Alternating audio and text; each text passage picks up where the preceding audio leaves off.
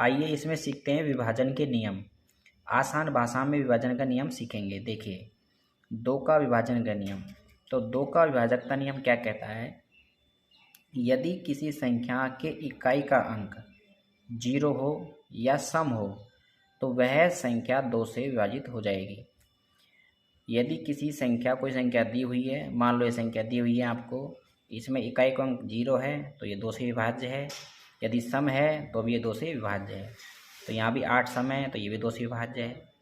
तो सम यानी 0, 2, 4, 6, 8 यदि ये आपको संख्या की ये अंक जो आपको यदि दिखाई दे किसी संख्या में, ठीक है, तो वह संख्या 2 से पूर्ण रूप से विभाज्य हो जाएगी। यदि ये अंक इकाई के रूप में आपको संख्या में दिखाई दे रहे हैं तो वो 2 से विभाज्य है अथवा नहीं है। 3 का देखते हैं, 3 का विभाजन का नियम। 3 का नियम क्या कहता है? यदि किसी संख्या में उपस्थित सभी अंकों का योग 3 से विभाजित हो तो वह संख्या 3 से विभाज्य होगी। किसी संख्या के सभी अंक, ये संख्या है हमारी, ये टोटल संख्या है। इस संख्या के जो अंक हैं यानी 2, 3, 4 और 3, इनका योग करेंगे तो जो योग आएगा वो 3 से विभाज्य होना चाहिए। यदि ऐसा होता है तो वह संख्या 3 से पूर्ण रूप से विभाज्य हो जाएगी। 2, 3, 4, 3, इनका योग है 12। 12 में 3 का भाग देंगे तो पूरा पूरा जा रहा है। इसका मतलब ये संख्या पूरी, ये संख्या 3 से विभाज्य हो जाएगी। अगला है हमारा 4 का विभाजकता का नियम। यदि किसी संख्या के अंतिम 2 अंक, यदि किसी संख्या के अंतिम 2 अंक इकाई दहाई 0, यदि ये डबल 0 आए, सिंगल 0 नहीं डबल 0, इकाई अंक 2 अंक इकाई और दहाई या फिर डबल 0 हो तो वह संख्या 4 से विभाज्य हो जाएगी। देखिए एग्जाम्पल देखिए, यहाँ डबल 0 है लास्ट में तो ये 4 से विभाज्य है। यहाँ पर लास्ट में 2 अंक लेंगे यानी 12, तो 12 भी 4 से विभाज्य है। अंतिम के 2 अंक हमें चेक करने हैं। यदि वो अंतिम के 2 अंक में 4 का भाग दे के देखेंगे, यदि वो जा रहा है पूरा पूरा तो इसका मतलब 4 से विभाज्य है। और या फिर ये 2 0 आपको दिखाई दे अंतिम में तो भी वो 4 से विभाज्य हो जाएगी। तो ये है नियम 4 का विभाजन का नियम। 5 का विभाजन का नियम देखते हैं। संख्या के अंत में या तो आपको 0 दिखाई दे या 5 हो तो वह संख्या भी 5 से विभाजित हो जाएगी। जैसे मान लो ये संख्या है और इसके अंत में एक 0 है तो मतलब ये 5 से विभाज्य है। और इसमें अंतिम में 5 अंक है तो ये भी 5 से विभाज्य है। देखिए संख्या के अंत में 0 है, यहाँ पे 0 है, यहाँ पे अंतिम में 5 है तो ये भी 5 से विभाज्य है। अब 5 का और 25 का नियम सेम होता है। तो 5 कब आता है? 1 इंटू 5 करेंगे तो 5 आएगा। ऐसे ही 5 इंटू 5 करेंगे तो 25 आएगा। यानी 2 बार हम 2 जोड़ा, यानी एक जोड़ा बन रहा है पूरा। 5 संख्या 2 बार आ रही है, 2। तो 25 का नियम ये कहता है कि अंतिम के 2 अंक, अंतिम के 2 अंक यदि 25 से कट रहे हैं, है ना, यदि अंतिम के 2 अंक हैं यदि 25 से कट जाते हैं तो 25 से विभाज्य हो जाएगी वो संख्या। ठीक है, 5 का पद बता ही दिया। अंतिम में 0 हो या फिर 5 हो तो वह संख्या 5 से विभाजित हो जाएगी। अगला है 6 का नियम। 6 का विभाजन नियम देखते हैं। जो संख्या 2 से और 3 से दोनों से कटे तो वह संख्या 6 से भी कटेगी। यहाँ पर मैंने 2 और 3 क्यों लिया है? क्योंकि 6 का टुकड़ा करेंगे तो 2 इंटू 3 आएगा। तो जो संख्या 2 से भी कट रही है और 3 से भी कट रही है, जो संख्याएं 2 से कटेगी या 3 से कटेगी तो वह संख्या 6 से भी अवश्य कटेगी। ये संख्या देखो, इसमें चेक करते हैं कि ये 2 से कट रही है क्या। 2 का नियम क्या था हमारा? अंतिम में 0 हो या फिर अंतिम में सम संख्या हो, सम नंबर हो। तो सम नंबर देखो यहाँ पर सम डिजिट है 8 तो ये 2 से कट जाएगा। 2 का नियम सही हो गया। 3 का देखते हैं। 3 का नियम क्या बोलता है कि सभी अंकों का योग, जो हमें संख्या दी हुई है उसमें सभी अंकों का योग 3 से कटना चाहिए।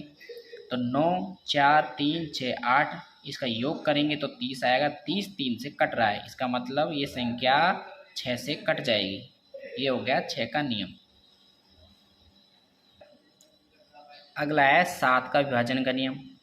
7 के विभाजन का नियम क्या कहता है कि किसी संख्या के इकाई अंक का दुगना दी गई संख्या में इकाई के बाद वाली संख्या से घटाएंगे, घटने के बाद शेष बची संख्या को भी इसी तरह से घटाएंगे।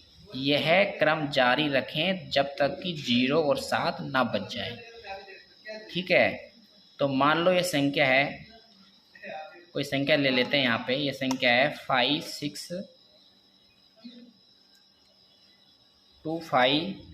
2569। ये संख्या मैंने ले ली 2569। अब इसका अंतिम अंक कौन सा है? 9। और 9 का दुगना क्या होता है? 18। तो 18 हम इसको तो छोड़ देंगे जिसका हमने दुगना किया है, और इसमें की घटाएंगे। तो घटाओ, तो घटाने के बाद हमारे पास जो शेष बचेगा वो बचेगा 238। अब ऐसे ही इसका लेंगे अंतिम अंक 8। 8 का दुगना करेंगे कितना? 16। तो 16 हम इसमें नहीं घटाएंगे, इसको छोड़ देंगे जिसका दुगना किया है, और इसमें की घटा देंगे। तो कितना बचेगा? 7। तो 7 बच गया। हमारा क्या बोल रहा है, परिभाषा क्या बोल रही है? या तो 0 बचे या 7 बचे, तब तक हमें ऐसी प्रक्रिया दोहराती रहनी है, घटाती रहनी है। तो 0 बच गया या 7 बच गया, तो यहाँ बच गया 7, तो यहीं पे छोड़ देंगे। इसका मतलब ये हुआ, जो ये संख्या दी हुई है 2569, ये संख्या 7 से विभाजित हो जाएगी। अगला है 8 का नियम। 8 का विभाजन के नियम देखते हैं। 8 का विभाजन का नियम क्या बोलता है? दी गई संख्या में अंतिम 3 अंक, जो संख्या हमें दे रखी है उसके अंतिम 3 अंक, क्योंकि 8 क्या होता है? 8 देखो, 8 के टुकड़े करो, 2 × 2 × 2। ठीक है, तो 8 के नियम में 3 बार 2 आ रहा है, तो हम अंतिम 3 अंक देखेंगे। दी गई संख्या में अंतिम 3 अंक इकाई दहाई सैकड़ा में 8 से विभाज्य होनी चाहिए। हम किसी संख्या में इकाई दहाई सैकड़ा देख लेंगे। कोई संख्या है, इसमें इकाई, दहाई और सैकड़ा ये तीनों ले लेंगे। अब तीनों संख्याओं में क्या करेंगे? 8 का भाग देंगे। यदि वो संख्या पूर्ण रूप से कट जाती है तो 8 से विभाज्य होगी, अन्यथा नहीं होगी। ठीक है, ये हो गया 8 का नियम। 11 का नियम क्या कहता है? देखो, 11 का नियम बोलता है किसी संख्या के अल्टरनेटिव नंबर के योग का अंतर 0 या 11 का गुणज हो तो वह संख्या 11 से पक्का विभाजित हो जाएगी। तो अल्टरनेटिव नंबर जैसे मान लो ये नंबर है हमारे पास 5643, 5643। अब इसका अल्टरनेटिव 5 का 4 और 6 का 3। ठीक है, अब 5 और 4 कितने होते हैं? 9, और 6 3 कितने होते हैं? 9। अब इनका अंतर क्या होना चाहिए? 0 हो या 11 का गुणज हो। तो 0 आ रहा है यहाँ पर, 9 में कि 9 जाएगा तो 0 आ रहा है, तो इसका मतलब क्या हुआ? ये 11 से विभाज्य है। यदि गुणज आता 11 तो भी 11 से विभाज्य हो जाती। लेकिन हमारे पास क्या आ रहा है? या तो 0 आना चाहिए या 11 आना चाहिए अल्टरनेटिव करने पर। तो हमारे पास 0 आ गया, इसका मतलब 11 से विभाज्य हो गई। ये तो हो गए विभाजन के नियम। आइए इसमें सीखते हैं संख्याएं। संख्या क्या होती है, संख्या के प्रकार क्या हैं। ठीक है, संख्या क्या होती है? संख्या 2 या 2 से अधिक डिजिट, ये एक डिजिट है। यदि मैं और इसमें ऐड कर देता हूँ डिजिट तो ये संख्या हो गई। यानी 223 एक संख्या है। मैं बोलूँ ये 2 क्या है तो ये डिजिट है। तो संख्या क्या होती है? 2 या 2 से अधिक डिजिट से मिलकर संख्या का निर्माण होता है। ठीक है, देखिए प्राकृतिक संख्या। ठीक है, नेचुरल नंबर्स क्या होते हैं? प्राकृतिक संख्या गिनती की सभी संख्याएं प्राकृतिक संख्याएं होती हैं। जो गिनती की जो संख्या होती है, जो हम गिनतियाँ बोलते हैं, वो सभी प्राकृतिक संख्या होती हैं। हम गिनती बोलते हैं 1 2 3 4 5 6 ऐसे गिनतियाँ बोलते हैं 100 तक। तो जो गिनती की संख्याएं होती हैं अनंत तक जाती हैं। जो संख्याएं गिनती की होती हैं वो क्या होती हैं? प्राकृतिक संख्या होती हैं। पूर्ण संख्या क्या होती हैं? यानी होल्स नंबर्स क्या होते हैं? पूर्ण संख्या वो होती हैं जो प्राकृतिक संख्याओं के समूह में अगर हम 0 को भी शामिल कर लेते हैं तो वो पूर्ण संख्या बन जाती हैं। जो 0 1 2 3 4 5 6, ठीक है ना, आगे तक ये जाएंगी, तो ये पूर्ण संख्याएं कहलाती हैं। पूर्णांक संख्याएं क्या होती हैं? पूर्णांक संख्या होती हैं जिनमें धनात्मक और ऋणात्मक का संयोग हो, यानी वो संख्याएं जो धनात्मक और ऋणात्मक दोनों रूप में हो, वो संख्या क्या होती हैं? पूर्णांक संख्या होती हैं। जैसे +1 +2 +3 धनात्मक है, ऋणात्मक में माइनस हो जाएगा, ठीक है ना। और जीरो को उदासीन माना गया, जो जीरो है वो उदासीन है, ठीक है। अगला है हमारा सम संख्या। सम संख्या क्या होती है? इकाई का सम हो, जैसे 0, 2, 4, 6, 8 हो तो वह सम संख्या कहलाती है। जिनका इकाई अंक क्या हो, सम के रूप में हो, वो सभी संख्याएं क्या होती हैं? सम संख्याएं कहलाती हैं। विषम संख्या ऐसी संख्या जिसमें इकाई का अंक 0, 2, 4, 6, 8 ना हो, ठीक है ना। इनको छोड़कर वो सभी संख्याएं क्या होंगी? विषम संख्याएं होंगी। जैसे 443, इसका 3, 991, 981 तो 1 है, ठीक है ना। ये सभी संख्याएं क्या हैं? विषम संख्याएं। भाज्य संख्याएं क्या होते हैं? Composite number. भाज्य संख्या जो संख्या स्वयं से और एक से, या तो स्वयं से या फिर एक के अलावा किसी और से भी कट जाए तो क्या होगी? भाज्य होगी। जैसे 12 है, 12 स्वयं से भी कट रहा है और 2 से भी कट रहा है, 3 से भी कट रहा है, 4 से भी कट रहा है। तो ये बोल रहा है कि जो संख्या स्वयं से भी कट जाए और उसके अलावा किसी अन्य संख्या से भी कटती हो तो वो संख्याएं भाज्य संख्याएं कहलाती हैं, ठीक है ना। अब अभाज्य संख्याएं क्या होती हैं? ऐसी संख्याएं जो स्वयं और 2 के अलावा किसी और से ना कटे, ठीक है। ये सिर्फ स्वयं से कटेगी। अब जो 2 है, 2 क्या है? 2 स्वयं से कट रहा है और 1 से कट रहा है। हमारी परिभाषा क्या बोल रही है? जो 1 से कटे और स्वयं से कटे, इसके अलावा और किसी अन्य से ना कटे, तो वो संख्या क्या होगी? अभाज्य। 3 है, 3 स्वयं से कट रही है और 1 से कट रही है। 5 5 से कट रहा है और 1 से कट रहा है। 11 11 से कट रहा है और 1 से कट रहा है, ठीक है ना। वो सभी संख्याएं क्या होंगी? अभाज्य होंगी। जैसे 2, 3, 5, 7, 11, 9 नहीं होगा, क्योंकि 9 3 से भी कट रहा है और स्वयं से भी कट रहा है और 1 से भी कट रहा है, इसलिए 9 नहीं होगा। 11, 13, अब 13 के बाद सीधा 17, तो ऐसे चलते जाएंगे, ठीक है। ये क्या होंगी? अभाज्य संख्याएं होंगी, जो स्वयं से कटे और 1 से, इसके अलावा किसी अन्य से ना कटे, वो सभी संख्याएं अभाज्य होंगी। एक होते हैं परिमेय संख्याएं। परिमेय संख्या क्या होती हैं? रेशनल नंबर्स क्या होते हैं? रूट के अंदर आने वाली वो सभी संख्याएं जो रूट के बाहर नहीं आ सकती, ऐसी सभी संख्याओं को छोड़कर जितनी संख्या यदि बचती हैं वो सभी संख्याएं परिमेय संख्या होती हैं। जैसे √4 है। अब √4 में कि 4 को अपन बाहर ला सकते हैं, ठीक है ना, 2 आ जाएगा। तो इनके अलावा जो संख्या बचती हैं वो सभी संख्याएं क्या होती हैं? परिमेय संख्या होती हैं। 2, 2, 7, 54/59, 22/7, तो ये सब क्या है? परिमेय संख्या है। अपरिमेय संख्या, रूट के अंदर आने वाली वो सभी संख्याएं जो रूट के बाहर नहीं आ सकती, ठीक है। रूट के आने वाली जो सभी संख्याएं जो रूट के बाहर नहीं आ सकती। अब 2 है, अब 2 को रूट के बाहर नहीं ला सकते, ठीक है ना। 5 को रूट के बाहर नहीं ला सकते, तो ये ऐसी संख्याएं जो होती हैं उनको बोलते हैं अपरिमेय संख्याएं। देखो महत्वपूर्ण एक ये क्वेश्चन है, पूछा जाता है कि पाई एक अपरिमेय संख्या है, ठीक है ना। पाई एक अपरिमेय संख्या है जिसका मान 22/7 होता है, ओके। और है सहभाज्य संख्या। को प्राइम नंबर। सहभाज्य संख्या क्या होती हैं? 2 या 2 से अधिक वे संख्याएं जिसमें एक के अतिरिक्त अन्य उभयनिष्ठ गुणनखंड न हो, यानी 2 या 2 से अधिक वो संख्या हैं जिसमें एक के अतिरिक्त अन्य उभयनिष्ठ गुणनखंड न हो, तो वो संख्या क्या होंगी? सहभाज्य संख्या होंगी। जैसे 2, 3, 7, 8, 11, तो इनका 2 या 2 से अधिक गुणनखंड एक के अतिरिक्त अन्य उभयनिष्ठ गुणनखंड नहीं कर सकते, ठीक है। तो ये सहभाज्य संख्या हो गई। युग्म संख्या क्या होगी? युग्म मतलब जोड़ा, जो जोड़े के रूप में होती है। यदि दो अभाज्य संख्या में 2 का अंतर हो, 2 आपको अभाज्य संख्या दे रखी हैं। अब अभाज्य संख्या कौन सी होती है मैं बता चुका हूँ। तो 3 और 5 इनमें अंतर कितना का है, 2 का। तो ये भी क्या है, एक युग्म है, युग्म संख्या है। और 5 और 7 ये भी युग्म है। 11 और 13 ये भी एक युग्म है। यदि मैं बोलूँ 3 और 7, क्या ये युग्म संख्या है?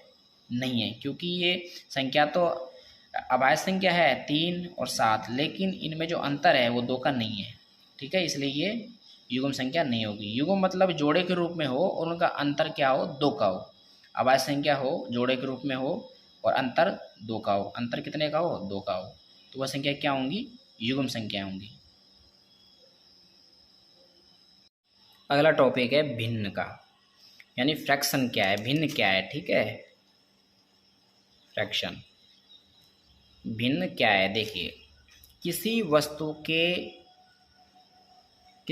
के पूर्ण संख्या के किसी भाग को, कोई वस्तु है, किसी वस्तु के पूर्ण संख्या के किसी भाग को प्रदर्शित करने वाली संख्या को हम भिन्न कहते हैं। कोई पूर्ण वस्तु है 5 और इस 5 में की हमें कुछ भाग को प्रदर्शित करना है 2 को। इसका अर्थ ये हो गया 5 में की 2 वो संख्या है, एक भाग है 5 का 2। ठीक है, हम जैसे नंबर देते हैं कि पूर्ण संख्या 5 है, 5 में कितने अंक आए, यहाँ पे 2 अंक आए। पूर्ण तो कितना हो गया, 5। तो पूर्ण संख्या में कि पूर्ण संख्या जो प्राप्त नंबर थे उसमें कि आपके 2 ही नंबर आए हैं। तो ये इस रूप में जो संख्या होगी वो भिन्न होगी। ठीक है, वही परिभाषा यहाँ पर बोल रही है। पूर्ण संख्या से लिए गए भाग को अंश कहते हैं। जो पूर्ण संख्या का, ये पूर्ण संख्या है 10, इसमें कुछ अंश हमने लिया, 5 लिया, तो ये 5 है वो क्या है, अंश हो गया। पूर्ण संख्या जो 10 है इसका हमने कुछ भाग लिया, 5 लिया है, तो 5 से क्या हो गया, अंश हो गया। और जो बराबर वाला भाग होता है वो क्या होता है, हर होता है। तो ये हर हो गया, नीचे वाला 10। तो ये संख्याएं a/b इस रूप में आपको देखने को मिलेंगी, वो क्या होंगी, भिन्न होंगी। ठीक है ना। तो जिन संख्या का a/b से व्यक्त करते हैं उन्हें भिन्न कहते हैं। ऐसी संख्याएं होती हैं जिन्हें हम a/b से इस रूप में यदि लिखते हैं, इस रूप में, तो क्या होगी, भिन्न होगी। ठीक है। अब देखो, a पूर्ण संख्या जैसे 0, 1, 2, 3 आगे चलती जाएंगी। b प्राकृतिक संख्याएं जैसे 1, 2, 3, 4 ऐसे। तो 1/3 ये भिन्न का रूप, 2/3/2, 0/5, 7/4 ये क्या है, भिन्न है। ये भिन्न के रूप में लिखा गया है। अब देखो, भिन्न हमेशा 0 या धनात्मक मान की होती हैं। ठीक है। अब देखो, चित्र के द्वारा समझते हैं। जैसे मान लीजिए चित्रानुसार भिन्न 1/4 का हल करें। 1/4 हमें आपको दे रखा है। 1/4 का मतलब है 4 यहाँ पर पूर्ण है, पूर्ण भाग तो 4 है, इसका जो भाग है, कुछ अंश है, वो क्या है, 1 है। तो 4 क्या हो गया, बराबर भाग हो गया, यानी हर हो गया, और 1 क्या हो गया, अंश हो गया। तो इसका मतलब ये हुआ, इसको हम चित्र के रूप में यदि दर्शाते हैं तो ये हमारा चित्र का रूप है। एक मान लो ऐसा हम चित्र बना लेते हैं, उसमें 4 खाने बना लेते हैं। अब 4 खाने हैं क्योंकि पूर्ण रूप 4 है, 1, 2, 3, 4, पूर्ण रूप तो इसका 4 है। 4 में की कितना भाग है जो लिया गया है, 1 भाग लिया गया है। तो 1 भाग इसमें कि हम इसको कलर कर देंगे, भर देंगे, तो 1 भाग लिया गया है। ठीक है। तो ये इसका भिन्न का चित्रानुसार हल हो गया। तो यहाँ 4 में से 1 भाग छायांकित है। छायांकित भाग कौन सा है, 1, और अछायांकित भाग कितना है, अछायांकित भाग कितना हो गया, 3। छायांकित भाग 4, अछायांकित 3 भाग हो गया। तो ये चित्र के रूप में प्रदर्शित हो गया। यदि ऐसा सवाल आता है तो आप ऐसे हल कर सकते हैं। अगला है हमारा दूसरा सवाल, देखते हो 3/4 और 7/8 को चित्र द्वारा समझाओ। देखो ये भी ऐसा ही है, 3/4 यानी हर कितना है, 4, उसका भाग कितना हो गया, 3 यानी अंश। तो ये पूर्ण संख्या हो गई, ये इसका भाग हो गया। तो 4 जो हमारे पास जो पूर्ण संख्या है, पूर्ण भाग है, उसमें की 3 भाग क्या है, छायांकित है। तो छायांकित हो गया 3 भाग, अछायांकित हो गया 1 भाग। ऐसे ही इसका 8 है, 1, 2, 3, 4, 5, 6, 7, 8, ऐसा हमने चित्र बना लिया। इसमें कि 7 भाग छायांकित है और 1 भाग अछायांकित है। तो इस तरह से हम इसको हल कर सकते हैं। अगला आपसे पूछा जा सकता है भिन्नों के प्रकार। तो भिन्नों के प्रकार कितने होते हैं, देखिए, एक तो साधारण भिन्न होती हैं, दशमलव भिन्न होती है, सतत भिन्न होती हैं। हम साधारण भिन्नों के बारे में बात करेंगे। देखिए साधारण भिन्न, जिसमें पहला है हमारा सम भिन्न। सम भिन्न क्या होती है? जिस भिन्न में अंश हर से छोटा हो वो सम भिन्न कहलाती है। ऐसी कोई भिन्न आपको दी रखी हो जिसका अंश क्या है, हर से क्या है, छोटा है। ये 4 है, इसका हर है और अंश कितना, 1। इसका अंश है 4 से छोटा है, इसका अंश 5 से छोटा है, इसका अंश 7 से छोटा है, इसका अब ये वाली जो संख्या है 8 है, ये इसका 4 से बड़ा है, तो ये वाली संख्या नहीं होगी। यानी जिस भिन्न में अंश क्या हो, हर से छोटा हो, अंश क्या हो, हर से छोटा हो। तो यहाँ पर जो अंश 1 है वो हर से क्या है, छोटा है। यहाँ पर अंश 2 है वो हर से क्या है, छोटा है। यहाँ पर अंश 3 है वो हर से क्या है, छोटा है। तो ऐसी भिन्नें सम भिन्न कहलाती हैं, ठीक है ना। अगली है विषम भिन्न। जिस भिन्न में अंश हर से बड़ा हो तो वह विषम भिन्न कहलाती है।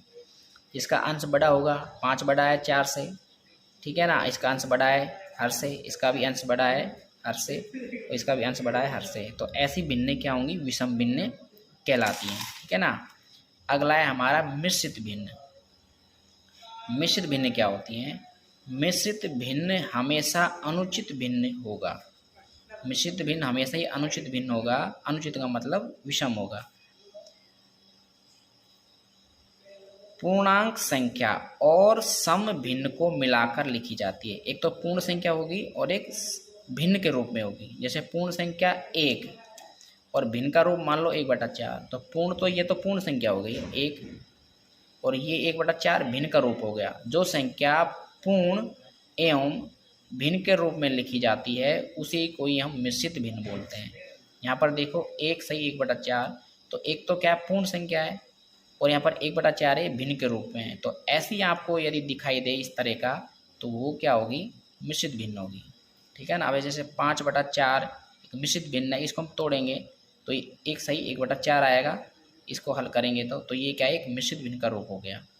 आपसे पूछे जाए कि 5/4 को मिश्रित भिन्न बनाओ, तो आप इस तरह से इसको कर सकते हो। तो ये मिश्रित भिन्न का रूप हो गया, जिसमें एक क्या होगा, पूर्ण होगा और दूसरा भिन्न के रूप में होगा। इकाई भिन्न क्या होती है? देखो अगला है इकाई भिन्न। जिस भिन्न का अंश 1 हो और हर 0 एवं 1 के अलावा कुछ भी हो।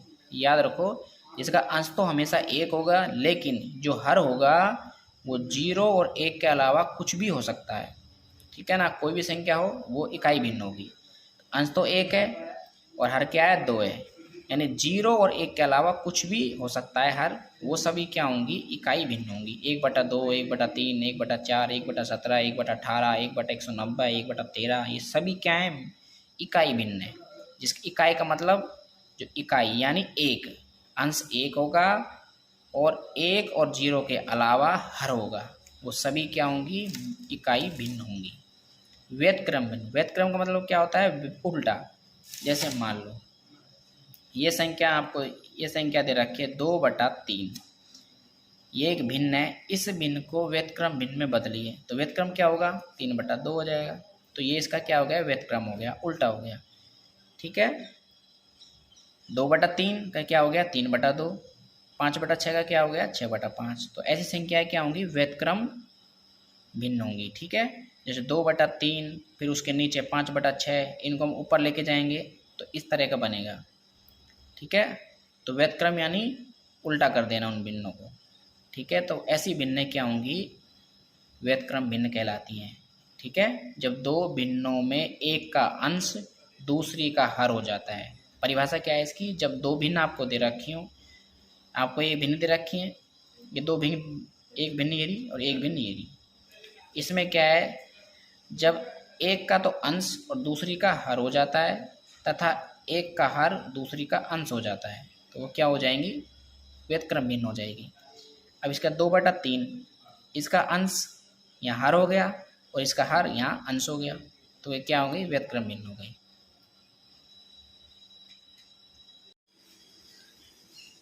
एक क्वेश्चन ऐसा पूछा जाएगा जिसमें बारंबारता सारणी और दंड आरेख के बारे में आपसे पूछेगा। ऐसा क्वेश्चन दिया होगा, इस क्वेश्चन को आसानी से हल करना सीखेंगे। बारंबारता सारणी, इस तरह से बारंबारता सारणी बनाई जाएगी, ठीक है। तो इसमें किसी क्वेश्चन देखते हैं, किसी कक्षा के विद्यार्थियों के प्राप्तांकों का वर्गीकरण करो एवं बारंबारता सारणी और दंडारेख बनाओ। ये बच्चों के प्राप्तांक दे रखे हैं, ऐसा ऐसा होगा जिसमें जो प्राप्तांक हैं, अब देखिए ये सारणी है इस तरीके से। सबसे पहले हम प्राप्तांक अंक लिखेंगे, फिर मिलान पद चिन्ह लिखेंगे, उसके बाद बारंबारता यानी छात्रों की संख्या लिखी जाएगी। अब देखिए, अब इसमें 0 से 5, 5 से 10, 10 से 15, 15 से 20, इस तरह से हम इसको ले लेंगे 45 से 50 तक। अब 45 से 50 लास्ट तक क्यों लिया है मैंने, क्योंकि यहाँ पर आपको सबसे ज़्यादा अंक जो आ रहे हैं यानी 49, लास्ट अंक है 49 है, सबसे ज़्यादा 49 ही दे रखा है, इसके ज़्यादा कोई अंक नहीं है, इसलिए मैंने यहाँ पर लास्ट 45 से 50 लिया है। ठीक है, अब देखो इस तरह के आप सारणी बना लोगे, प्राप्तांक अंक वर्गाकार एक फॉर्मेट ऐसा बना लोगे, एक कॉलम ऐसा बना लेना मिलान पद चिन्ह वाला, और एक कॉलम बारंबारता छात्रों की संख्या वाला ऐसा बना लेना। ठीक है, एक इसमें ध्यान रखने की बात यह है, यदि मान लो किसी बच्चे के 0 से 5 के बीच में नंबर आते हैं, यानी 5 अंक आता है, उसके 5 नंबर आ रहे हैं, तो 5 अंक 0 से 5 वाले में जाएंगे या फिर 5 से 10 वाले में जाएंगे, तो अगले वर्गाकार में जाएंगे। ठीक है, इसका ध्यान रखना, यानी 5 किसी के नंबर आते हैं तो अगले वर्गाकार में जाएगा, यानी 5 से 10 वाले में चला जाएगा, तो इसमें आपको उसको लिखना पड़ेगा। ठीक है, तो देखो अब देखिए बारंबारता छात्रों की संख्या, अब 0 से 5, अब 0 से 5 देखो आप कितने बच्चे हैं जिनके अंक 0 से 5 आ रहे हैं, तो एक तो ये रहा 3, 5 नहीं आएगा क्योंकि 5 तो फिर 5 से 10 में चला जाएगा, 3 आ रहा है एक, और इसमें आ रहा है 1 यानी 2 आ रहा है, तो 2 आ रहा है, तो यहाँ लिख दिया मैंने 2, और ये पद चिन्ह लिख देंगे 1 2 ऐसे, इस तरह से डंडा कर देंगे 2 डंडे। ऐसे ही 5 से 10, अब 5 से 10 देखेंगे कितने बच्चे हैं जिनके अंक प्राप्तांक अंक 5 से 10 के बीच में आ रहे हैं, तो कितने ऐसे बच्चे हैं, तो यहाँ पर अपन देखेंगे, एक तो 500 में मैंने बोला था कि यदि 5 से आता है तो अगले वर्गाकार में चला जाएगा, यानी 5 से 10 वाले में आ जाएगा, तो 5 से 10, तो एक तो ये रहा 5, 8, ये 8 है, 2, 3, और ये 4, और ये 5, यानी कितने हैं, 5 हैं। ऐसे छात्रों की संख्या है 5 जिनके अंक 5 से 10 के बीच में आए हैं, तो ऐसे छात्रों की संख्या कितनी है, 5, मैंने यहाँ लिख दूंगा 5। इसके बाद पद चिन्ह लिखेंगे, मिलान पद कैसे करेंगे, 1 2 3 4 ऐसे डंडा कर देंगे, और 5 के लिए एक ऐसा इसको क्रॉस कर देंगे, 5वां, तो इस तरह से बनाएंगे। ऐसे ही आप इन सबको हल कर लेंगे, इस तरह से 20 से 25 में देखेंगे, 25 से 30, लास्ट में 45 से 50, ऐसे कितने छात्र हैं तो उनका पद चिन्ह इस तरह से आप बना लोगे, तो इस तरह से इसका आप बारंबारता सारणी बन के तैयार हो जाएगी, ये आपकी बारंबारता सारणी बन के तैयार हो गई। ठीक है, ऐसे आप बारंबारता सारणी बना सकते हो।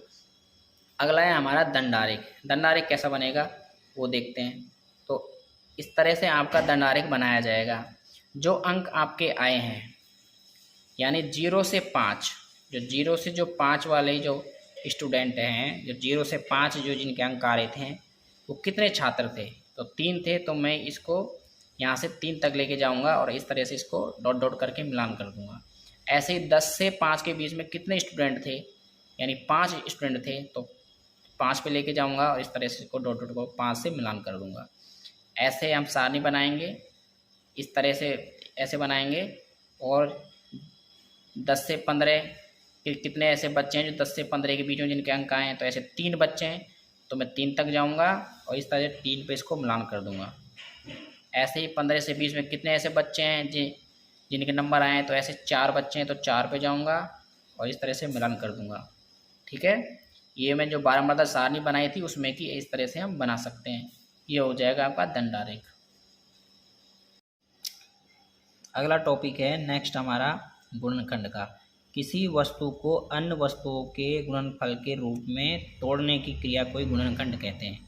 मान लो हमारे पास कोई संख्या 12 है। अब 12 को हम कैसे तोड़ सकते हो, 2 × 2 × 3, यानी 2 दूना 4, 4 तिया 12, तो 3 रूप में आप इसको तोड़ सकते हो 12 को। ये इसका क्या हो गया, गुणनखंड हो गया। ऐसे ही आपसे पूछा जाएगा कि 120 का अभाज्य गुणनखंड बताओ। और भी संख्या, बड़ी संख्या भी ले लेगा। तो आपको करना सिंपल ही है। सबसे पहले आपको पता होनी चाहिए कि अभाज्य संख्याएं कौन कौन सी होती हैं, जैसे 2, 3, 5, 7, 11, 13, 17 ऐसी अभाज्य संख्याएं हैं। सबसे पहले हम गुणनखंड की प्रक्रिया सबसे छोटी संख्या से करेंगे, ठीक है। डायरेक्ट 3 से गुणनखंड नहीं करेंगे, सबसे पहले 2 से करेंगे। यदि 2 से वो कट रहा है तो 120 देखेंगे, 120 2 से कट रहा है तो 2 से इसमें भाग देंगे, 60 बार जाएगा। ऐसे ही 60 में देखेंगे 2 का जा रहा है तो इसमें 2 का देंगे, 30 बार जा रहा है। 30 में भी 2 का जा रहा है, कितना बचा 15। अब 15 में 2 का नहीं जाएगा, 2 के बाद क्या आएगा 3, तो 3 का देंगे। तो 3 का जा रहा है कितने बार 5 बार। अब 5 में 3 का तो जाएगा नहीं, अब 3 के बाद क्या आ रहा है 5, तो इसमें 5 में किसका देंगे 5 का, तो कितनी बार जाएगा 1 बार। तो ये इसके क्या हो गई गुणनखंड क्रिया हो गई, इसको हमने तोड़ दिया गुणन के रूप में।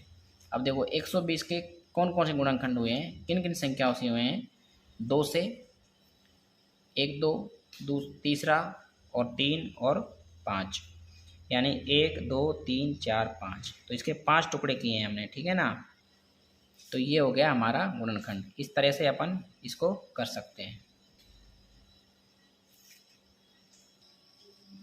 अगला आपसे नेक्स्ट टॉपिक पे पूछा जा सकता है, स्थानीय मान और जातीय मान क्या होते हैं। देखो स्थानीय मान क्या होते हैं, किसी संख्या का वह मान जो उसके स्थान के कारण होता है। किसी संख्या जैसे इकाई, दहाई, सैकड़ा, हजार लिखें, जिस पर अंक पर लिखा जाएगा वह उसका मान होगा। जैसे मान लो अब जो संख्या उसके स्थान पर है उसी को हम क्या बोलेंगे, स्थानीय मान बोलेंगे। अब मान लीजिए यहाँ पर 9 है ये संख्या, तो ये कौन से स्थान पर, इसको गिनेंगे इधर से, इकाई, दहाई, सैकड़ा, हजार, तो ये 1000 पर है, तो किसका हो गया इसका 9000 हो गया, तो इसका स्थानीय मान हो गया 9000, ठीक है। तो यहाँ 9 का स्थानीय मान बताओ, तो ये हो गया 9000, इकाई, दहाई, सैकड़ा, हजार, यानी 9000। इसी तरह जातीय मान। अब जातीय मान में क्या होता है, जैसे किसी संख्या में जातीय मान स्वयं उस अंक का ही मान होता है। जैसे मान लो ये संख्या है मेरे पास 5962, तो मैं पूछूं आपसे कि 9 का जातीय मान क्या होगा, तो 9 ही होगा। 6 का जातीय मान क्या होगा, तो 6 ही होगा। 2 का क्या होगा, 2 ही होगा। 5 का क्या होगा, 5 ही होगा। तो ये स्वयं उस अंक का ही मान जातीय मान होता है। लेकिन स्थानीय मान में क्या होता है, वो उसकी स्थान को दर्शाता है कि वो संख्या किस स्थान पर है।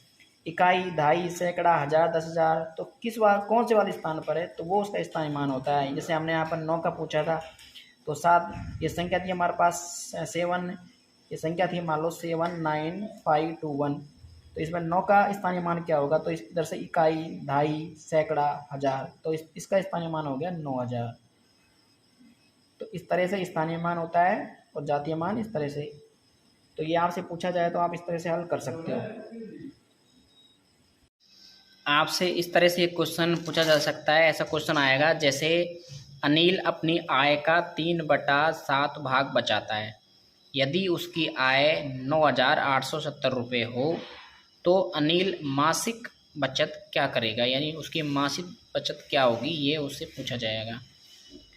तो आय का भाग कितना है, 3/7 है, और आय कितनी है 9,870 रुपये है, ठीक है। देखिए यहाँ पर देखिए 3/7 जो हमें इसका आय का जो भिन्न दे रखा है, भिन्न के रूप में दे रखा है, तो 3 क्या हो गई इसकी बचत है। वो पूछ रहा है ना कि आय का 3/7 भाग बचाता है, तो मान लो आय उसकी 7 है और 3 रुपये वो बचाता है, तो 3 यहाँ पर बचत हो गई और 7 यहाँ पर उसकी आय हो गई। और अब यहाँ पर आय कितनी है 7, और वहाँ पर आय कितनी दे रखी है हमें 9,870 रुपये, तो 7 किसके बराबर हो जाएगा 9,870 के बराबर हो जाएगा। तो एक की वैल्यू यहाँ निकल के आ जाएगी 1,410 रुपये, ठीक है। अब 1,410 रुपये को हमें क्या पूछ रहा है, वो बचत पूछ रहा है, तो बचत कितनी है हमारी 3 रुपये। तो 1,410 रुपये को यानी 1,410 रुपये को हम क्या कर देंगे, बचत से गुणा कर देंगे।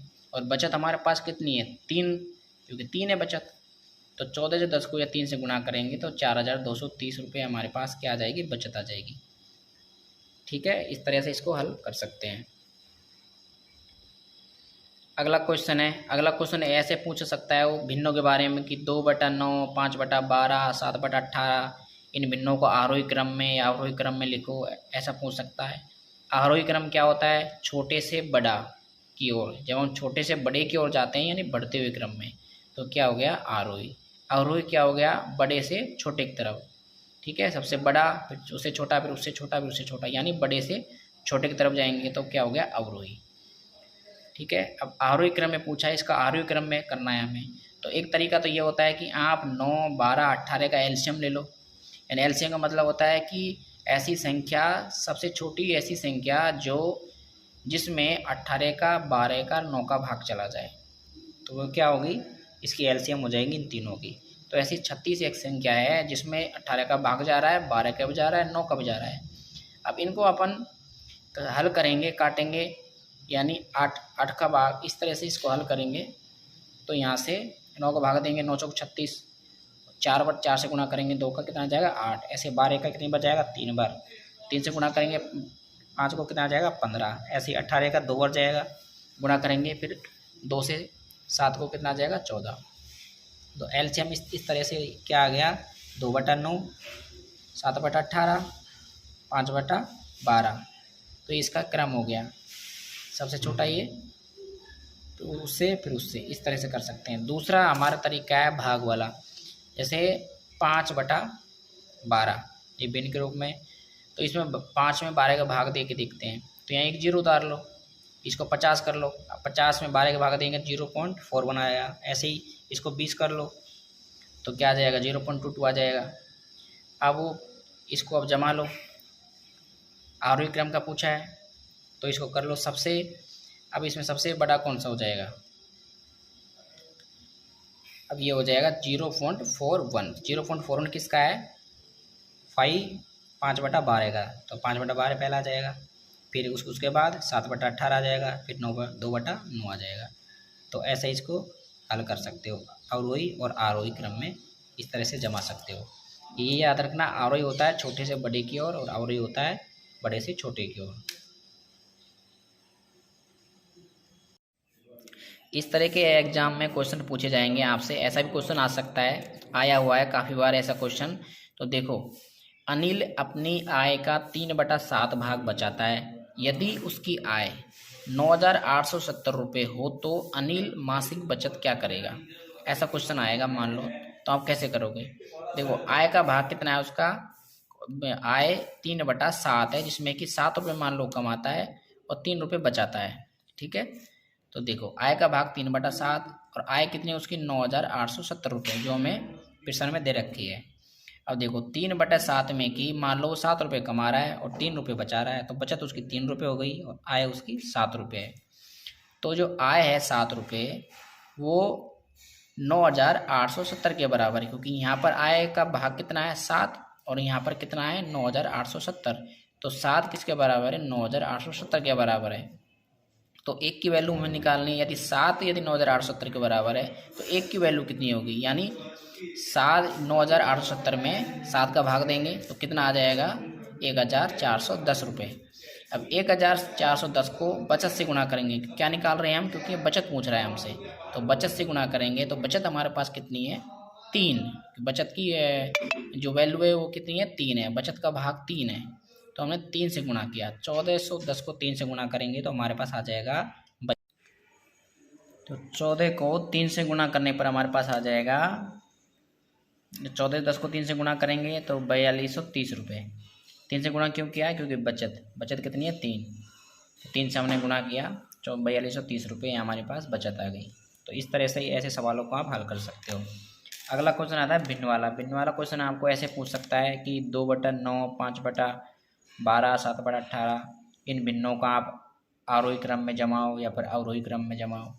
पहले आपको पता होना चाहिए कि आरोही क्रम क्या होता है, छोटे से बड़ा की ओर। कोई संख्या छोटे से बड़ी की ओर जाती है, यानी छोटी फिर उससे बड़ी फिर उससे बड़ी फिर उससे बड़ी, तो आरोही है। अवरोही यानी घटते हुए क्रम, यानी बड़ा से छोटे की तरफ जाता है, सबसे पहले बड़ा फिर उससे छोटा फिर उससे छोटा फिर उससे छोटा, ऐसे। तो आरोही क्रम में हमें यह हल करना है। तो 2 तरीके हल करने के, पहला ये है कि आप या तो 9, 12, 18 का एलसीएम ले लो। या एलसीएम का मतलब होता है ऐसी संख्या जिसमें 9 का, 12 का और 18 का तीनों का भाग चला जाए। तो वो 36 है, यानी 36 ऐसी संख्या है जिसमें 9 का भी जा रहा है, 12 का भी जा रहा है, 18 का भी जा रहा है। तो आप 9 का 36 में भाग देंगे तो 4 बार जाएगा, 4 गुणा करेंगे 2 से कितना आ जाएगा 8 आ जाएगा। ऐसे ही 12 का भाग देंगे 36 में तो 3 बढ़ जाएगा, 3 का गुणा करेंगे 5 से तो 15 आ जाएगा। ऐसे ही 18 का भाग देंगे आप 36 में तो 2 बढ़ जाएगा, 2 को गुणा करेंगे 7 से तो कितना आ जाएगा 14 आ जाएगा। अब देखो आप, तो ये पूछा है आरोही क्रम, आरोही यानी बढ़ता हुआ। तो सबसे छोटा आएगा, सबसे पहले सबसे छोटा कितना है 8, 8 किसका है 2/9 का, तो मैंने 2/9 लिखा। उसके बाद 8 के बाद क्या है 15 नहीं आएगा 14, तो 14 यानी 14 किसका है 7/18 का, 7/18 लिखा। उसके बाद कितना है मेरे पास 15, 15 किस मारा है बीच वाले में 5/12, तो मैंने 5/12 लिखा। तो ये हो गया आरोही क्रम। आरोही क्रम क्या हो जाएगा उल्टा हो जाएगा इसका। एक तो तरीका ये हो गया, दूसरा तरीका होता है भाग विधि से कर सकते हैं। 5 में 12 का भाग देंगे तो जाएगा नहीं, 0 उतार लो 50 हो जाएगा। 50 में 12 का भाग देंगे तो 0.41 आ जाएगा। ऐसे ही 2 में 9 का भाग देंगे तो क्या आ जाएगा 0.22 आ जाएगा। ऐसे ही हम 7 में 18 का भाग देंगे तो 0.3 आ जाएगा। तो सबसे छोटा अब कौन सा हो गया इसमें 0.22 हो गया, ठीक है ना। 0.22 किस में है 2/9 में, तो 2/9 लिखा हमने। उसके बाद उससे छोटा कौन सा है ये वाला है 7/18 वाला, ठीक है, तो ये 7/18 लिखा। उसके बाद कौन सा है 5/12 वाला 0.41, तो 5/12 लिखा। तो इस तरह से हल कर सकते हैं, ठीक है ना। एक तो आप एलसीएम लेके भी हल कर सकते हो और दूसरा भाग विधि से भी आप कर सकते हो, जो आपको अच्छा लगे वैसे आप कर सकते हो। ऐसे ही आरोही क्रम हो जाएगा, ऐसे ही आरोही क्रम। तो ऐसे भिन्न वाले क्वेश्चनों को आप हल कर सकते हैं। हेलो फ्रेंड्स, हरियाणा जेबीटी के मैथ का ये पेपर है जिसमें मुख्य क्वेश्चनों का समावेश किया गया है। जैसे पाठ योजना है और काफ़ी भिन्नों से लेकर है, संख्याओं से लेकर है, तो काफ़ी इम्पोर्टेंट ये टॉपिक है। इसमें सबसे पहला है पाठ योजना का प्रश्न है हमारा। पाठ योजना का 8 नंबर का एक प्रश्न आएगा और इसको आसान तरीके से आप बना सकते हो। ये फॉर्मेट आपको याद होना चाहिए, कोई भी प्रश्न आए आपको इस तरह से फॉर्मेट बना देना है, आपके 8 नंबर पूरे आ जाएंगे। तो पाठ योजना सबसे पहले अपन लिखेंगे, पाठ योजना ऊपर लिख देंगे। उसके बाद ये वाला फॉर्मेट ऐसे कैसे अपन लिखेंगे, अध्यापक का नाम है, दिनांक है, अनुक्रमांक है, कक्षा है, विषय है, उपविषय में आ जाएगा कि आप किस टॉपिक को लेके बच्चों को पढ़ाओगे। विषय तो गणित हो जाएगी। अब गणित में कौन से आप ऑब्जेक्ट को पढ़ा रहे हो, उद्देश्य क्या है आपके, उसके जैसा ही इसमें विभाजकता का नियम पढ़ा रहा हूँ मैं, तो ये वाला है। तो इसी तरह अवधि क्या है 45 मिनट की अवधि है। कालांश कौन सा है अभी चौथा कालांश है। तो ये वाला फॉर्मेट आपको ऐसे बनाना है। उसके बाद आप सामान्य उद्देश्य लेंगे। सामान्य उद्देश्य का मतलब है बच्चे की मानसिकता को लेकर कि आप बच्चों में क्या बदलाव हो सकता है आपके उद्देश्यों से। तो वो कौन से उद्देश्य हो सकते हैं सामान्य, जैसे गणित के विषय में रुचि उत्पन्न करना, छात्रों में तार्किक ढंग से सोचने की योग्यता का विकास करना, छात्रों को गणित की शर्तों नियमों से परिचित कराना, छात्रों को गणित के दैनिक जीवन में उपयोगिता को बताना, छात्रों को गणित के प्रश्नों को हल करना या सिखाना। तो ऐसे आपके सामान्य उद्देश्य हो जाएंगे। और भी आप इसमें जोड़ सकते हो आवश्यकता के अनुसार, ठीक है। और विशिष्ट उद्देश्य क्या होते हैं, विशिष्ट उद्देश्य होते हैं कि जो उद्देश्य आपने सामान्य लिए हैं इससे और ऊपर के क्या उद्देश्य हो सकते हैं, यानी क्या वो सीख सकता है और बच्चा, तो वो आप इसमें जोड़ सकते हो अपने अनुसार और भी आगे जोड़ सकते हो। मैंने इसमें इतना लिखा है कि सभी दिए गए उद्देश्यों को सीख पाएंगे। जो उद्देश्य हमने लिए हैं सामान्य उद्देश्य, जो हम उद्देश्य लेंगे उनको सीख पाएंगे बच्चे, वो उसके विशिष्ट उद्देश्य हो गए। पूर्व ज्ञान होता है बच्चा जब स्कूल में जाता है तो उस समय वो नया होता है, उसे कुछ नहीं पता होता है कि मैथ क्या है, गुणा क्या है, भाग क्या है, जोड़ क्या है। तो उसके स्तर को जांचना होता है कि उसका वर्तमान स्तर क्या है, क्या क्या उसे आता है। तो वही उसका पूर्व ज्ञान होता है। जैसे हम उससे छोटे मोटे क्वेश्चन कर सकते हैं, जैसे छात्रों की वर्तमान कौशल की जांच करना, छात्रों की मनोदशा का पता लगाना, छात्रों की संख्या की पहचान, जैसे गुणा, भाग, जोड़, घटाव, संक्रियाएं की पहचान करना, कि ऐसी चीज़ें बच्चों को आती है क्या, इन्हीं को हम बोलेंगे पूर्व ज्ञान, यानी उसे पहले से कुछ आता है क्या। और भी आप इसमें ऐड कर सकते हो अपनी आवश्यकता के अनुसार। एक होती है शिक्षण सामग्रियाँ। शिक्षण सामग्रियाँ वो होती हैं कि टीचर पढ़ाने के लिए किन किन सामग्रियों का उपयोग ले रहा है, तो वहाँ आप इसमें ऐड कर सकते हो। आप जैसे रफ है, रजिस्टर है, श्यामपट्ट है, चित्र है, मॉडल है, चार्ट है आदि। यदि आप डिजिटल रूप से बच्चों को पढ़ा रहे हो तो डिजिटल बोर्ड है, और भी इसमें आप ऐड कर सकते हो अपनी सामग्री की आवश्यकता के अनुसार, ठीक है। इसके बाद आएगा आपका प्रोसेस, पढ़ाने का क्या प्रोसेस होगा, आप किन किन बिंदुओं को लेके बात करोगे। तो तो ये फॉर्मेट आपको अच्छे से याद होना चाहिए। सबसे पहला जो कॉलम होगा हमारा शिक्षण बिंदु का होगा, फिर टीचर्स एक्टिविटी का होगा, यानी अध्यापक की गणितीय जो विधि है, जो जो गतिविधि है अध्यापक की, उसको लेके होगा। अगला होगा छात्र को उद्देश्य से प्राप्ति को लेकर, और अंत में होगा समीक्षा। तो पहला बिंदु आपको पता होना चाहिए, शिक्षण बिंदु होगा। फिर अध्यापक की गतिविधियाँ होंगी कि अध्यापक कैसे कैसे बच्चों को पढ़ाएगा। छात्र के उद्देश्य होंगे कि जो पढ़ाया है अध्यापक ने उससे छात्र क्या सीख पाएंगे। समीक्षा, बच्चे क्या सीख पाए हैं, कैसे सीखे हैं, तो उनके बारे में इसमें समीक्षा में करेंगे। तो शिक्षण बिंदु हम कोई भी ले सकते हैं, जैसे विभाजन का नियम क्या है, क्या आप सभी जो बच्चे हैं वो 2 से 10 तक पढ़े उनको याद हैं, क्या आप 2.5 सैकड़ा तक संख्या में भाग देना आता है बच्चों को, तो ये वाले ऑब्जेक्ट हैं। 5 और 9 का विभाजन का नियम है। तो ऐसे हमने ऑब्जेक्ट ले लिए। आपके प्रश्न में कोई भी क्वेश्चन, कोई भी ऐसा प्रश्न आए तो आप ऐसे कोई भी ऑब्जेक्ट ले सकते हो अपने आवश्यकता अनुसार, जो पूछे प्रश्न में जो दिया है उसके अनुसार। अब देखो, अब अध्यापक गतिविधि क्या, अध्यापक कैसे पढ़ाएगा। सर्वप्रथम हमारे द्वारा बच्चों को विभाजन क्या होता है यह बताया जाएगा। इसकी पहचान, इसकी परिभाषा क्या होती है ये बताएंगे। बच्चों को 2 से 10 तक पहाड़े याद करना, पहचान सिखाना, सभी बच्चों को भाग की विधि सिखाना एवं 2 संख्या के भागों को करना सिखाना आदि शामिल है। ब्लैक बोर्ड की सहायता से आदि के माध्यम से बच्चों को विभाजन के नियम 2 से 10 तक पहाड़े सिखाना, लिखकर सिखाना, भाग करने के तरीके सिखाना, ये सब शामिल है। अब 5 का और 9 का विभाजन का नियम सिखाएंगे। सिखाने का क्या गतिविधि होंगी, कैसे कैसे सिखाएंगे। जैसे मान लो 5 के विभाजन का नियम है, तो 5 विभाजन क्या होता है, संख्या के अंत में जैसे 0 या 5 आते हैं तो उसमें क्या होगा, 5 का विभाजन हो जाएगा, ये 5 से संख्या विभाजित हो जाएगी। जैसे मान लो ये संख्या है 9525, अब संख्या का जो अंतिम अंक है वो 5 है, तो इसका मतलब 5 से विभाजित हो जाएगी। 5 विभाजन का मतलब है जिस संख्या के अंत में अंतिम अंक 5 और 0 हो तो वह संख्या 5 से विभाजित हो जाएगी। अगला है हमारा 9 का विभाजन का नियम। 9 का विभाजन क्या होता है, यह संख्या, जैसे मान लो कोई संख्या दे रखी है, उसके सभी अंकों का योग यदि 9 से विभाजन हो रहा है तो वो संख्या भी 9 से विभाज्य हो जाएगी। जैसे मान लो ये संख्या है 9 5 7 7 2 6, ये संख्या है टोटल। इसके सभी अंकों का हम योग करेंगे, जैसे 9 5 7 7 2 और 9, इन सब का योग जो आएगा, मान लो इनका योग आया 36, और 36 में यदि 9 का भाग देंगे तो यदि कट जाता है पूरा पूरा तो इसका मतलब हुआ ये संख्या जो दी हुई है ये 9 से भाज्य है।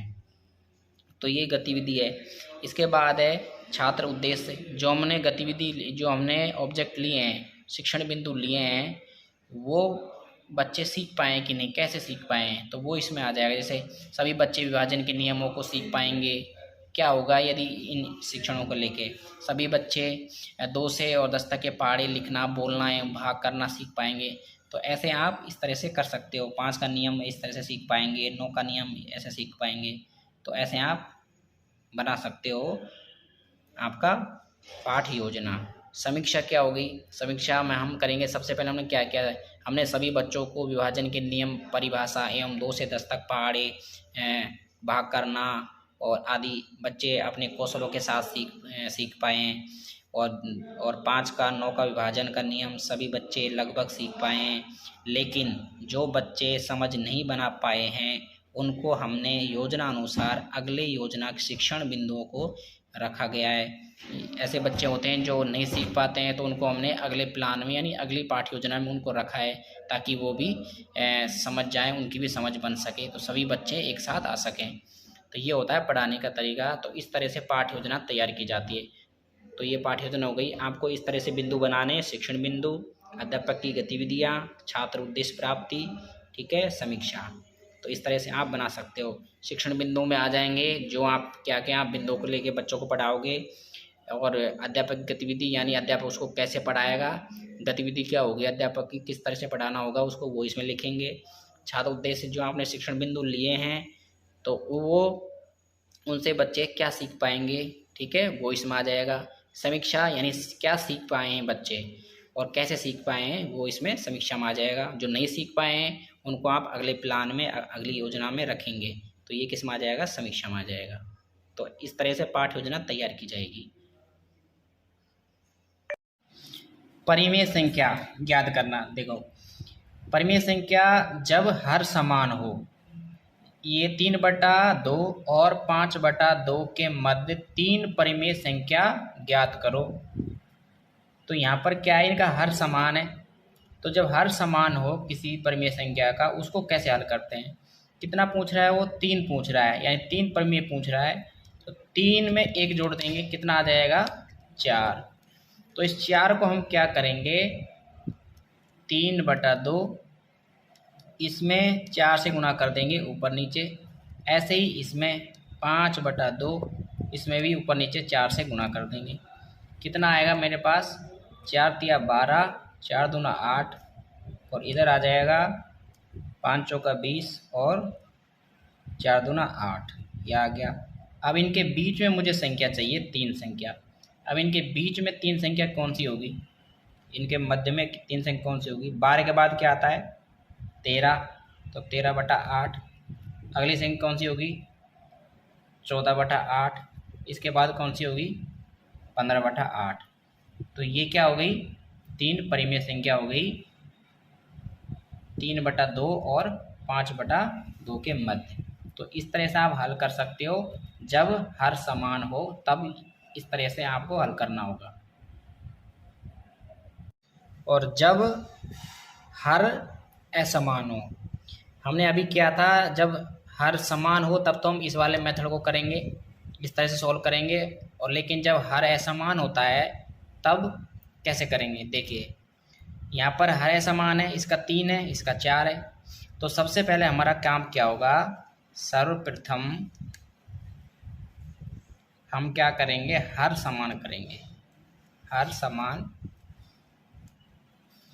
करेंगे। तो हम क्या करेंगे? हर समान के लिए 2/3 इसको गुणा कर देंगे हम इसके हर से, ऊपर भी 4 और नीचे भी 4। ऐसे ही 3/4 ये उतार लिया इधर, और इसका इसके वाले हर से गुणा कर देंगे, ऊपर भी 3 और नीचे भी 3। अब ये आ जाएगा 8/12, और ये आ जाएगा हमारे पास 9/12। ये आ गया हमारे पास। अब वही मेथड आ गया। अब इसका भी हर समान हो गया और इसका भी हर समान हो गया। अब ये वाला रूल हम यहाँ पर अप्लाई कर देंगे जो हमने इसमें किया था। तो हमारे पास कितनी संख्या पूछ रहा है वो? 3 संख्या पूछ रहा है। तो 3 में 1 जोड़ देंगे तो कितना आ जाएगा? 4। यदि 5 का पूछता तो 5 में 1 जोड़ देते, यानी 6। और 7 का पूछता तो 7 में 1 जोड़ देते, 8। तो इस तरह से हमने 3 से पूछ रहा है तो 3 में 1 जोड़ा, कितना आया? 4। तो 4 से इन संख्याओं में हम गुणा कर देंगे ऊपर नीचे। तो 4 से इसमें ऊपर गुणा करो, इसमें भी नीचे गुणा करो, ऐसे ही इसमें ऊपर और नीचे ऐसे गुणा कर देंगे। देखिए, इसमें आ जाएगा 4 × 32 और ये 48। ऐसे ही इधर कितना आ जाएगा? 9 चौका 36 और 48। अब इनके मध्य में हमें संख्या निकालनी है। तो 33 के बाद क्या, 32 के बाद क्या आता है? 33/48। फिर क्या आएगा? 34/48। फिर क्या आएगा? 35/48। यानी ये 3 संख्याएं क्या आ गई? मध्य वाली संख्याएं आ गई, मध्य परिमेय संख्याएं, मध्य परिमेय संख्याएं। तो 3 मध्य परिमेय संख्या आ गई। इस तरह से आप समान हर वाले और असमान हर वाले परिमेय संख्याओं को हल कर सकते हो। परिमेय संख्याएं, परिमेय संख्या क्या होती हैं? a/b। यदि इस रूप में जो संख्या होती हैं उन्हें परिमेय संख्या बोलते हैं। देखिए, अब इसमें परिमेय संख्या ये बोल रहा है कि पहला क्वेश्चन है हमारा 7 और 8 के बीच परिमेय संख्या ज्ञात करो। तो हम कैसे हल करेंगे? 7 और 8 के बीच में बोल रहा है तो इनको क्या करेंगे? सबसे पहले इनको जोड़ लेंगे, यानी 7 + 8, ठीक है ना। जोड़ने के बाद क्या करेंगे? इसमें 1/2 का गुणा कर देंगे, ठीक है। गुणा करने के बाद हमारे पास संख्या आएगी 15 सही, 15 × 1/2, ठीक है। इसको गुणा किया, अब इसमें 2 का भाग लग जाएगा इसमें, यानी 15/2। तो ये हमारा आंसर आ जाएगा यदि इस तरह से सवाल पूछा जाए। अगला है हमारे पास माइनस वाला है, जैसे -4 और -5 के बीच परिमेय संख्या ज्ञात करो। तो उसको भी ऐसे करेंगे, -4 और +-5 को हम जोड़ लेंगे। जोड़ने के बाद वही 1/2 से इसको गुणा कर देंगे। इसी तरह हमारे पास आंसर ऐसे आ जाएगा, ठीक है।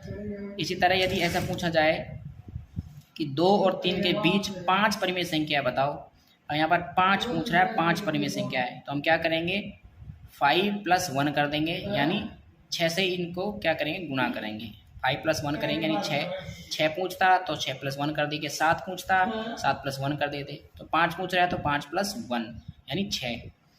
तो यहाँ 2 है, 2/1 कर देंगे, तो 2/1 में किससे गुणा कर देंगे 6 से, 6 ऊपर 6 नीचे। ऐसे ही यहाँ 3 है, 3/1 तो 6 से गुणा कर देंगे, ऊपर भी 6 और नीचे भी 6। यहाँ कितना आ जाएगा 6 दूना 12, 6 एकम 6। ऐसे ही 6 तिया 18 और 6 एकम 6, इस तरह से कर सकते हैं।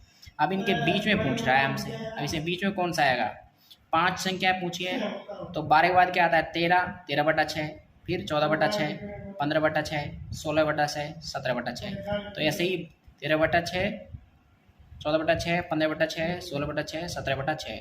तो ये 5 संख्याएँ हमारी मध्य वाली संख्या आ गई। तो 5 संख्याएँ इस तरह से हम हल कर सकते हैं ऐसे सवालों को। देखिए समकोण त्रिभुज पे भी क्वेश्चन पूछे जा सकते हैं। जैसे समकोण त्रिभुज का जो क्षेत्रफल है, जैसे ये समकोण त्रिभुज है जिसमें 90 डिग्री का कोण होता है एक, ठीक है, ABC। ये लंब है, ये आधार है और ये कर्ण है।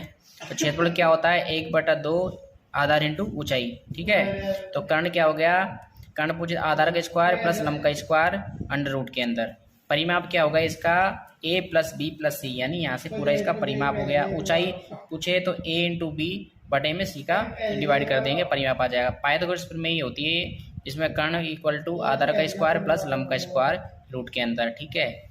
ऐसे ही आयत क्या होता है, आयत में क्या होता है कि आमने सामने की भुजाएं समान होती हैं, यानी ये वाली भुजा इस वाली भुजा के समान होगी, इसकी वाली भुजा इसके समान होगी।